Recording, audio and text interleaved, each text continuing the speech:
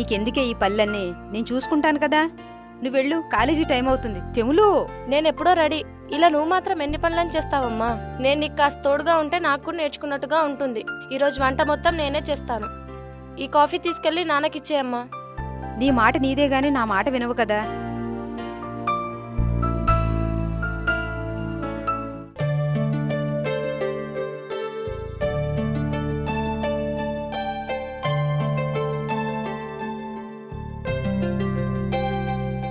ఏవండి, కాఫీ. ఎప్పుడూ చూస్తూ ఉంటాను. నా మనసులో మాట నీకు ఎలా తెలుస్తుందో? ఇప్పుడేం తెలిసిందండి? ఇప్పుడే అనుకుంటున్నాను. శాంతి కాఫీ తీసుకొస్తే బాగుండును అని. ఇదిగో వెంటనే తీసుకొచ్చావు. ఏమో, నేను చెప్పనా, భార్య అంటే భర్తలో సగం, అలాగే భర్త అంటే భార్యలో సగం. అందుకే ఒకరి మనసులో మాటలు ఒకరికి తెలుస్తాయి. అలా అని ఆ పుస్తకాల్లో రాశారా? కొందరు మహాపురుషులు అనుభవించి కొన్ని, ఆచరించి కొన్ని, తెలుసుకొని కొన్ని ఇలాంటివి రాస్తూ ఉంటారు. భావితరం వాళ్ళు చదివి ఆచరిస్తే వాళ్ళ జీవితాలు ఆనందమయం అవుతాయి. ఇలాంటివి చాలా ఉన్నాయి. ఇందులో ఏం రాశారంటే, ఇప్పుడు అవన్నీ వింటూ కూర్చుంటే లోపల పళ్ళన్నీ అలాగే ఉండిపోతాయండి. మరి వినకపోతే ఎలా తెలుస్తాయో? మీలో సగాన్ని కదా, మీరు పూర్తిగా చదివితే నేను సగం చదివినట్టే. మొత్తానికి నా మాట నాకే అప్పగించావు.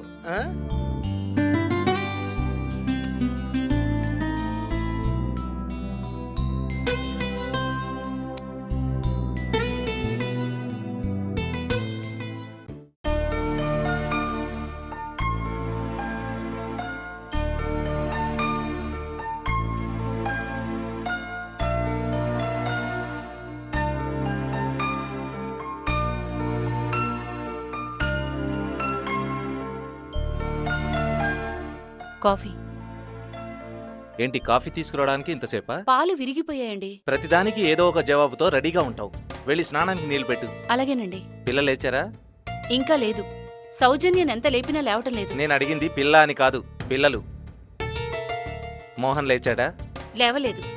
వాడంటే మగపిల్లవాడు, ఎంతసేపు పడుకున్నా పర్వాలేదు. కాని ఆడపిల్ల అంతసేపు పడుకుంటే దరిద్రం. చిన్నపిల్ల కదా అని ఊరుకుంటే మరి మొండిదైపోతోంది. మగపిల్లాడు పడుకుంటే లేని దరిద్రం ఆడపిల్ల పడుకుంటే వస్తుందా? అయినా ఎవరైనా ఒకటే. పిల్లల్ని పొద్దున్నే లేపి ఎవరి పనులు వాళ్ళు చేసుకునే అలవాటు చేయి. అవన్నీ నేను చూసుకుంటానులేండి. మీ పని మీరు చూసుకోండి. ఈ ఇల్లెప్పుడు బాగుపడుతుందో అసలు నాకు అర్థం కావడం లేదు.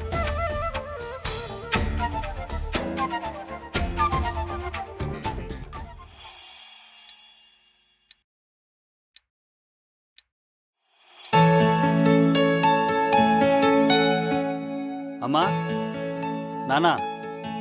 ఏంట్రా? అమ్మా, నేను ఇంటర్వ్యూకి వెళ్తున్నాను. మంచిదిరా. నానా, మీరిద్దరు వచ్చి ఇలా నిల్చోండి.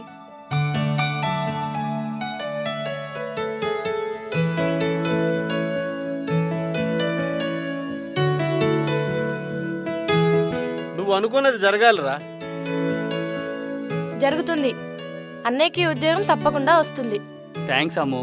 అన్నయ్య, ఉత్తి థ్యాంక్సే కాదు, ఉద్యోగం వచ్చాక పెద్ద పార్టీ ఇవ్వాలి. ముందు ఉద్యోగం రానివే. వస్తానమ్మా, వస్తానన్నా. అమ్ములు, ఆ. నువ్వెళ్ళి అన్నయ్యకి ఎదుర్రా. అలాగే. రా, నీ ఎదురుకి ఉద్యోగం రాకపోతే ఇస్తా నీకో పెద్ద పార్టీ. అమ్మో, అయితే అస్సలు రాను. నువ్వు ఎదురొస్తే ఇంకా వాడికి తిరిగే లేదమ్మా. పద.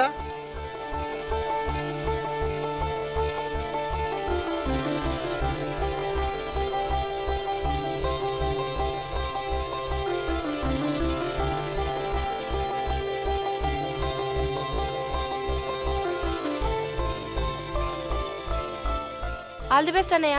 థ్యాంక్స్ అమ్ము.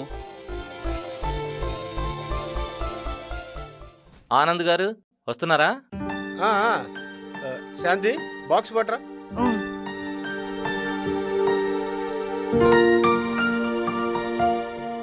వస్తాను. పదండి నాగబాబు గారు. అమ్మా, కాఫీ తెస్తున్నాన్రా. మోహన్, కాఫీ తీసుకో.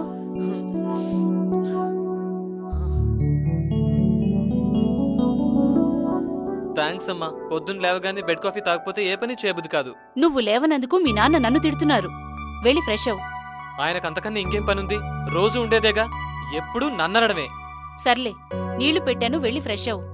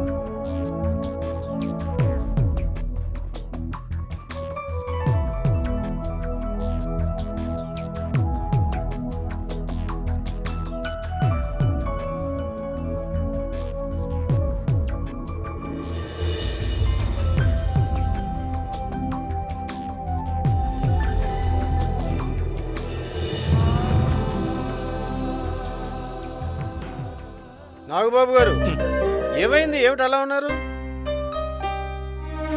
ఆఫీస్కి వచ్చినప్పటి నుంచి చూస్తున్నాను, ఎందుకు మీరు అలా డల్గా ఉన్నారు? మీలా ప్రశాంతంగా ఉండే అదృష్టం అందరికీ ఉండొద్దు. ఆనంద్ గారు, మీరేమీ అనుకోకపోతే ఓ విషయం అడగాలనుకుంటున్నాను. అడగండి. ఇద్దరం ఒకే ఆఫీస్లో పనిచేస్తున్నాం, ఇద్దరికీ ఒకే జీతం, కానీ జీవితం ఒకేలా ఎందుకు లేదు? అంటే ముందు మీకు మా ఇంటి పరిస్థితులు చెప్పాలి. జానకి వరుస నాకేం నచ్చడం లేదు.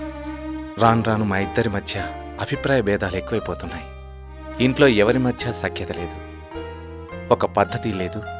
ఎవరి ఇష్టం వచ్చినట్టు వాళ్ళు ప్రవర్తిస్తారు, ఎవరికి తోచినట్లు వాళ్ళు చేస్తారు.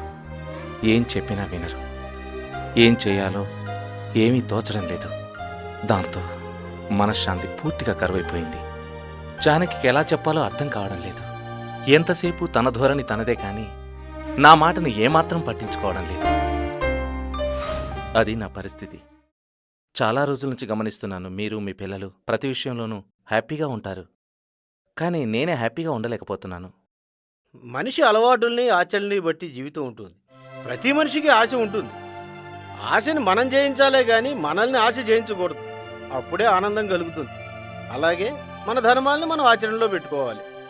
ఇవన్నీ మీకెలా తెలుసు? మీరు తెలుసుకోవాలనుకుంటున్నారా? హ్మ్. నాగబాబు గారు, సాయంత్రం మీ ఫ్యామిలీతో మా ఇంటికి రండి, మనం తీరిగ్గా మాట్లాడుకుందాం. హ్మ్.